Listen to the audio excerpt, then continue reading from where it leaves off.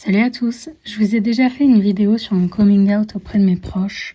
Dans cette vidéo, je parle de mon orientation biromantique, mais je ne parle pas de mon asexualité. Pourtant, dans cette société où tout tourne autour du sexe, mon asexualité est bien plus marquée que mon biromantisme. Alors qu'est-ce que l'asexualité? Pour faire simple, le A vient servir de nom, soit ne pas avoir envie ou ressentir l'envie de relations sexuelles. Ce n'est pas un choix, de l'abstinence avant le mariage ou quoi.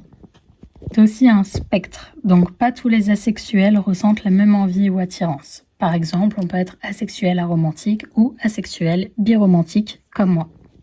Je vous invite d'ailleurs à faire des recherches de votre côté sur le spectre. Moi, je vais avant tout me concentrer sur mon expérience et mon asexualité. Là au collège, j'ai compris que quelque chose me différenciait de la plupart des élèves. Beaucoup de mes potes parlaient de leurs envies. Je trouvais déjà ça super tôt à nos âges, mais il y avait aussi ce truc où je me disais c'est pas possible d'avoir envie de ça. Genre, j'ai jamais compris la honte d'être vierge ou l'insulte qui en découle puceau. Parce que pour moi, c'était bizarre d'avoir envie de s'emboîter, genre, d'être aussi intime.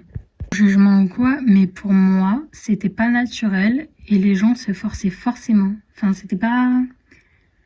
Surtout aussitôt, genre au collège, moi, j'avais envie de regarder des dessins animés, tu vois, j'avais pas envie de ça, j'avais envie de sortir avec mes copains, faire les magasins, etc. J'avais pas envie de ce genre de choses. Seconde, j'ai eu mon premier copain, ça va faire 5 ans qu'on n'est plus ensemble et je suis persuadée qu'il ne sait toujours pas ce que veut dire asexuel, alors qu'on en a bien parlé à l'époque.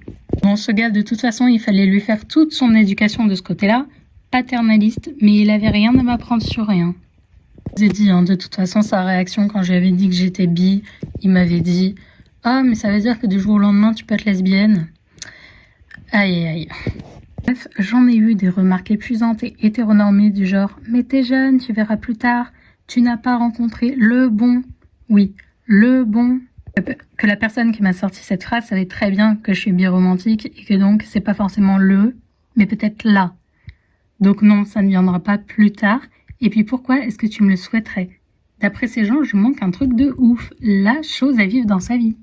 Perso, je suis très bien avec mon asexualité. Elle ne m'empêche pas d'être avec quelqu'un en soi. On peut très bien être en couple sans avoir de relations sexuelles. C'est déjà arrivé 2 fois, même si ça m'a mis un peu des bâtons dans les roues parce que je vais pas le cacher, je voyais que ça emmerdait un peu mon et ma partenaire après. C'est possible, le truc c'est qu'il faut tomber sur des gens qui peuvent s'en passer, sans vouloir compenser avec quelqu'un d'autre. Parce que perso, si je suis avec quelqu'un, on est exclusif. Petite anecdote, mais dernièrement, il n'y a pas si longtemps que ça, il y a un gars qui m'a DM parce qu'il était intéressé par moi, etc. Du coup, j'ai joué les cartes sur table directe, tu vois, sur ça, sur mon handicap invisible, etc. Parce que flemme de m'attacher si c'est pour au final que la personne parte à cause de ça, t'as vu. Je lui ai dit, il a déjà fallu que je lui explique parce qu'il comprenait pas ce que c'était. Il savait pas. Et après, il m'a dit « Ah ouais, si c'est en relation exclusive, c'est compliqué, machin, truc chouette. » Et j'ai dit « Ah oui, non, moi, c'est hors de question que je me mette dans une relation inclusive. » Genre libre, quoi. Un couple libre. Me concernant, je trouve que ça ne sert à rien de se mettre en couple si c'est pas pour être exclusif. Dans ce cas, autant qu'on se voit de temps en temps et qu'on voit d'autres personnes en même temps. Ça, c'est ma façon de voir les choses. Même si je suis célibataire à vie, c'est pas grave. Je préfère largement rester célibataire que me forcer à faire quelque chose dont j'ai pas envie. Et honnêtement, ce qui me manque aujourd'hui, c'est pas un amoureux ou une amoureuse. Parfois, ça peut donner envie. Ce qui me manque, c'est plus des amis, des potes, des gens avec qui rire, sortir, créer des liens.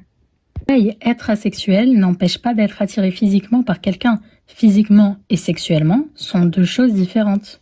Moi, ce que j'ai eu, je peux vous assurer qu'il me plaisait physiquement. J'avais juste pas envie de me les faire.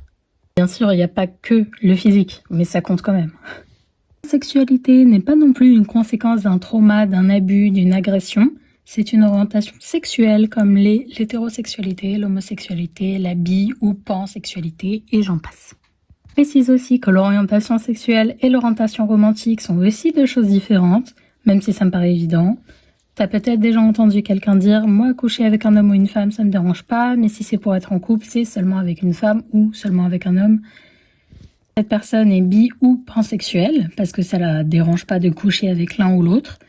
mais est hétéro ou homo romantique, suivant son genre, parce que du coup, pour quelque chose de plus sérieux, quelque chose de être en couple, bah ça va pas être les deux, ça va être l'un ou l'autre. Je sais pas si t'as compris, pour moi c'est clair, ça n'a rien à voir. Dois-je également préciser que si commentaire désobligeant il sera tout de suite supprimé? Ici on ne veut pas de LGBTophobie, aucune. Si vous ne vous sentez pas concerné directement par la sexualité, je vous invite à vous renseigner davantage. Un peu de connaissance n'a jamais fait de mal. Vous coucherez moins bête ce soir. Et pour les autres qui sont concernés directement, ça les aidera beaucoup et ça leur fera plaisir que vous soyez renseignés. En plus que c'est une sexualité invisible car elle n'est que très peu représentée ou mise en lumière. Même dans la communauté LGBT, elle est très mal comprise. Dans le A, dans LGBTQIA+, le A est pour asexuel aromantique. Il n'est absolument pas pour allié, s'il vous plaît. Mais ouais, elle est très peu représentée parce que chez les LGBT aussi, il y a beaucoup une représentation sexuelle. Le problème, c'est que comment veux-tu faire une représentation sexuelle dans la sexualité? Donc, pas mise en valeur, oubliée. C'est pour ça que si jamais une représentation pop culture asexuelle t'intéresse, je suis justement en pleine écriture d'une romance avec un personnage principal asexuel.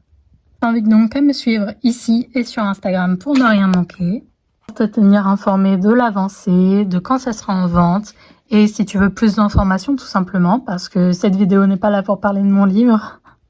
Voilà, je crois avoir fait à peu près le tour. Rien ne me vient, mais si tu as des questions, je serais ravie d'y répondre en commentaire. J'espère que cette vidéo vous a plu et vous a permis d'apprendre un peu sur le sujet. Pour les personnes concernées qui savaient déjà tout ça, de vous sentir compris. J'ai précédemment parlé de mon orientation bi, alors ça me semblait important de parler de la sexualité aussi, encore plus en fait. Parce que comme je l'ai dit plus tôt, dans ce monde, dans cette société où tout est tourné autour des relations intimes, la sexualité, ça te met entre guillemets un frein, pas un frein, mais t'es vu un peu comme un ovni. Combien de fois on m'a considéré coincée ou comme quoi je disais pas la vérité sur certaines questions un peu touchy, etc. Genre en mode oh je fais ma sainte nitouche, non en fait c'est vraiment la vérité. Cette vidéo permet à ces gens qui m'ont sorti ce genre de phrase de prendre conscience que non, leur vie et leur attirance n'est pas la loi et la vérité. Ça serait cool franchement. Dessus, je vous souhaite une bonne journée, au revoir et à la semaine prochaine.